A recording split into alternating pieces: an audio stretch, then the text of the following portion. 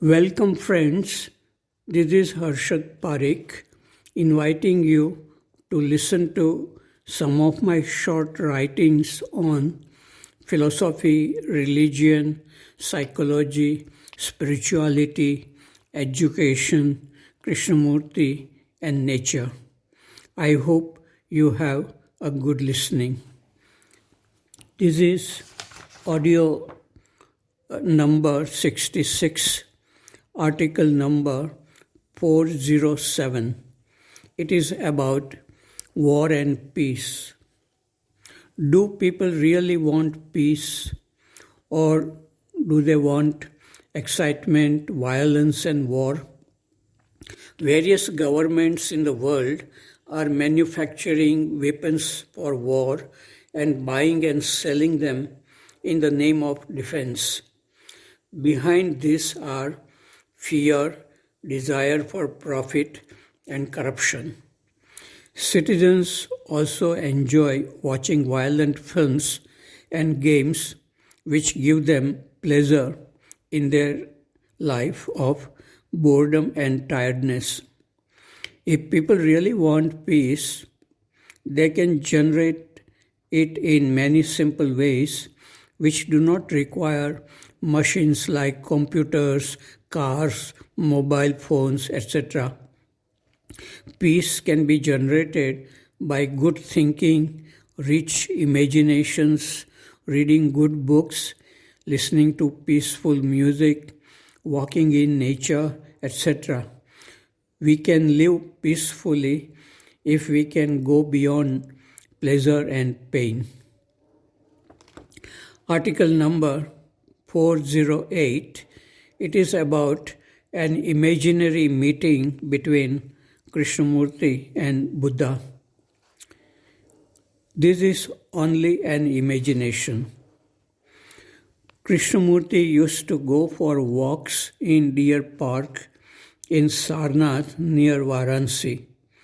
One day he saw the great teacher Gautam Buddha, about whom he had heard a lot. The Buddha was talking and his disciples were listening with rapt attention.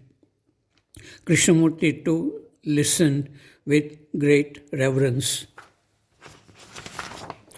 When Buddha invited questions from his disciples, Krishnamurti asked, "Beloved teacher, may I ask you some questions?" The Buddha said, "Of course, young man, you can ask questions. My disciples will be benefited by your questions." Krishnamurti asked, "Was it necessary for you to leave your palace and family to live with austerities as a monk in forest for many years? Could you have not attained enlightenment in the palace itself with your family?" Buddha answered, "Though I was happy in the palace with my family, questions about old age, disease, and death bothered me a lot. I needed aloneness to meditate on these questions, and that was not possible in the palace with many responsibilities. If I was not clear and free from my own problems, how could I help my family and people in my kingdom? So one night, I left my palace, family, and kingdom without telling anyone. I wandered in forest, learned certain methods of meditation from famous gurus, and went through many beautiful experiences. The gurus were happy with my progress, but I knew it was not enough to have beautiful experiences. I left these gurus and practiced many austerities with 5 friends in a cave in a forest. But that made both my body and mind weak and full of illusion. So I left my friends and started eating moderately and meditating alone under a tree. One day, the transformation happened in my brain and body. My looking and listening became clear and fresh. I had found the source of happiness, love, and beauty within myself. Then only I started talking with people who could listen. Krishnamurti asks, is it really necessary to go through all these methods and austerities for enlightenment? Can one go to the timeless state through time? Is there a path to truth? Buddha answered, one can have a momentary realization of truth if one has lived rightly and if one is ready for such a realization. This itself is not easy and it is rare indeed. And to live in truth every day is extremely rare. It is not a matter of repeating some logically true statements about enlightenment. Krishnamurti said, thank you, beloved teacher. One more question. Why do you allow your disciples to chant Buddham Sharanam Gacchami? Why do they depend on you psychologically? Buddha said, yes, you are right. They must be a light to themselves. As long as they are not enlightened, they will continue to depend on me. Once they are stabilized in truth, they will move away from me. Krishnamurti looked at Buddha with love and left with a smile. Article number 409. It is about a culture class. This morning we sang a bhajan of Kabir, Mat kar tu abhiman re bande, in the school assembly. Immediately after the assembly, I had a culture class with 7B. We talked about the meaning of this bhajan, the inner light and happiness we are capable of, about awareness, beauty, and mystery of universe and human mind. If the mind is silent and awake, there will be no tiredness, boredom, habits, and addictions which destroy health of our body. We also listen to one song about the mystery of the universe and the human mind. I feel that students must be exposed to the deeper and the vaster field of human existence in simple words and through good music and in an atmosphere of silent listening. Article number 410. It is about dreaming with a rabbit. Yesterday, up on the hill, while standing near a tree, I was lost in my dream for 2 minutes. It was wonderful to be in that state. When I opened my eyes, I saw a rabbit standing close. It was not aware of my presence. When I became aware of the rabbit, it too became aware of my presence, but without fear, it moved away gently and disappeared behind some bushes. Article number 411. It is about seeing clearly without asking questions. Did Krishnamurti learn about the human mind by asking questions? I do not think so. He had the ability to see things and thoughts clearly and non-verbally. He asked many questions only when he gave talks and had dialogues with people. This was his method of expressing with people. He seemed to have a vacant mind even at a young age.